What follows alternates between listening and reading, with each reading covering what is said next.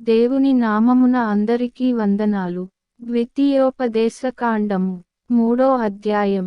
మనము తిరిగి బాషాను మార్గమున వెళ్ళినప్పుడు బాషాను రాజైన ఓగును అతని ప్రజలందరును ఎద్రెయిలో మనతో యుద్ధము చేయుటకు బయలుదేరి ఎదురుగా రాగా, యెహోవా నాతో ఇట్లనెను, అతనికి భయపడకుము, అతనిని, అతని సమస్త జనమును, అతని దేశమును నీ చేతికి అప్పగించియున్నాను.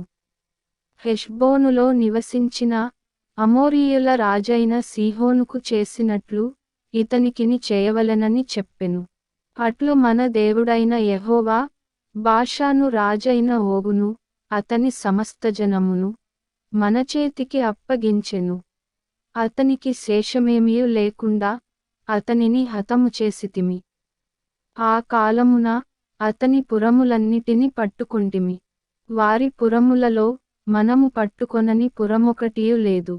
బాషానులో ఓగు రాజ్యమగు అర్గోబు ప్రదేశమందంతటనున్న 60 పురములను పట్టుకొంటిమి. ఆ పురములన్నీయు గొప్ప ప్రాకారములు, గవునులు, గడియలును గల దుర్గములు. అవియుగాక ప్రాకారములేని పురములనేకములను పట్టుకొంటిమి. మనము హెష్బోను రాజైన సీహోనుకు చేసినట్లు వాటిని నిర్మూలము చేసితిమి. ప్రతి పురములోని స్త్రీ పురుషులను, పిల్లలను నిర్మూలము చేసితిమి. వారి పశువులనన్నిటినీ, ఆ పురముల సొమ్మును దోపిడిగా తీసుకొంటిమి. ఆ కాలమున అర్నోను ఏరు మొదలుకొని హెర్మోను కొండ వరకు యొర్దాను అవతలనున్న దేశమును అమోరీయుల 2 రాజుల యొద్ద నుండి పట్టుకొంటిమి. సీదోనీయులు హెర్మోనును షిర్యోనని అందురు, అమోరీయులు దానిని సెనీరని అందురు. మైదానమందలి పురములన్నిటినీ, బాషానునందలి ఓగు రాజ్యపురములైన సల్కా, ఎద్రెయి అనువాటి వరకు గిలాదంతటిని బాషానును పట్టుకొంటిమి. రెఫాయీయులలో బాషాను రాజైన ఓగు మాత్రము మిగిలెను. అతని మంచము ఇనుప మంచము. అది అమ్మోనీయుల రబ్బాలోనున్నది గదా. దాని పొడుగు మనుష్యుని మూరతో 9 మూరలు, దాని వెడల్పు 4 మూరలు. అర్నోను లోయలోనున్న అరోయేరు మొదలుకొని గిలాదు మన్నెములో సగమును మనము అప్పుడు స్వాధీనపరచుకొనిన దేశమును, దాని పురములను రూబేనీయులకును గాదీయులకును ఇచ్చితిని. ఓగు రాజు దేశమైన బాషాను యావత్తును, గిలాదులో మిగిలిన దానిని, అనగా రెఫాయీయుల దేశమనబడిన బాషాను అంతటిని, అర్గోబు ప్రదేశమంతటిని మనష్షే అర్ధగోత్రమునకిచ్చితిని. మనష్షే కుమారుడైన యాయీరు గెషూరీయుల యొక్కయు మాయాకాతీయుల యొక్కయు సరిహద్దుల వరకు అర్గోబు ప్రదేశమంతటిని పట్టుకొని తన పేరును బట్టి వాటికి యాయీరు బాషాను గ్రామములని పేరు పెట్టెను. నేటి వరకు ఆ పేర్లు వాటికున్నవి. మాకీరీయులకు గిలాదు నిచ్చితిని.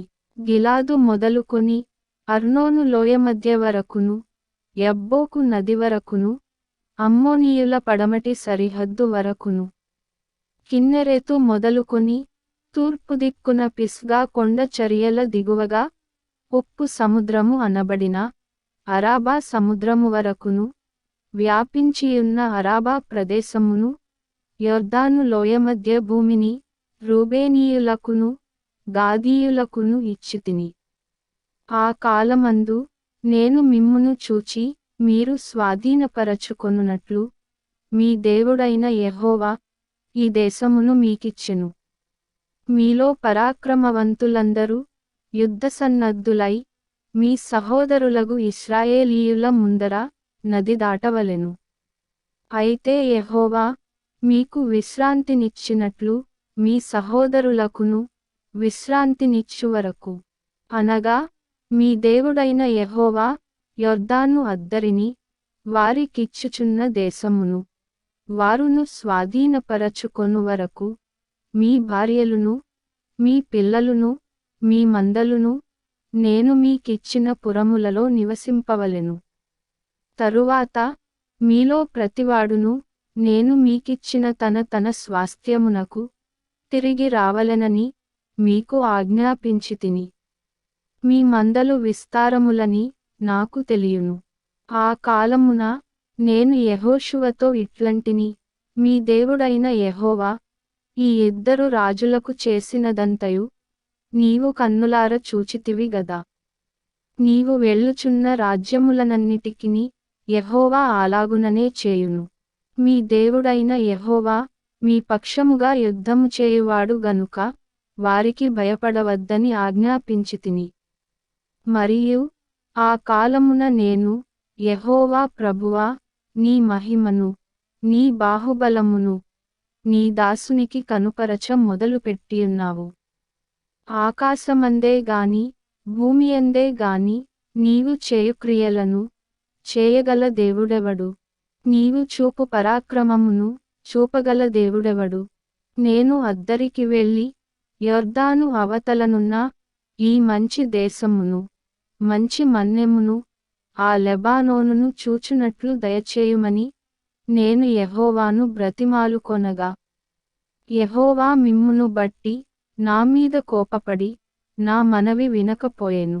మరియు యెహోవా నాతో ఇట్లనెను, చాలును, ఇకను ఈ సంగతిని గూర్చి నాతో మాటలాడవద్దు.